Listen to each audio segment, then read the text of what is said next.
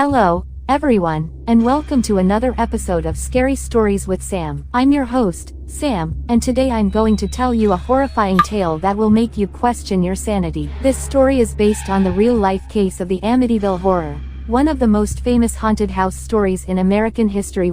The story begins with a young man named Ronald DeFeo Jr., who lived with his parents and 4 siblings in a large house in Amityville, Long Island. On the night of November 13, 1974, Ronald took a .35 Marlin rifle and shot his entire family while they were asleep, killing them all. He then ran to a nearby bar and claimed that someone had murdered his family. The police arrived at the scene and found the bodies of the 6 victims, all lying face down on their beds. Ronald was arrested and later confessed to the killings, saying that he heard voices in his head telling him to do it. A year later, a new family, the Lutzes, moved into the house, unaware of its bloody past. They bought the house for a bargain price of $80,000 and hoped to start a new life there. However, they soon realized that something was terribly wrong with their new home. They experienced strange phenomena such as foul smells, cold spots, swarms of flies, moving objects, and demonic apparition. They also claimed that they heard voices, footsteps, and banging noises in the house. They felt a sinister presence that threatened their lives and their sanity.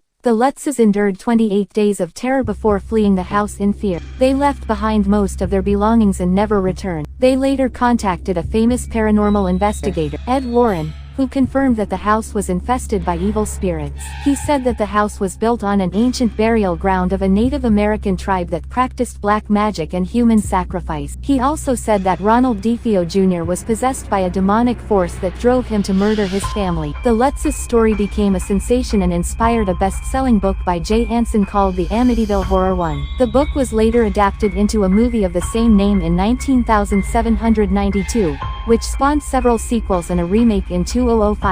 The movie is considered one of the scariest horror movies of all time and has influenced many other haunted house films. However, not everyone believes that the Lutzes story is true.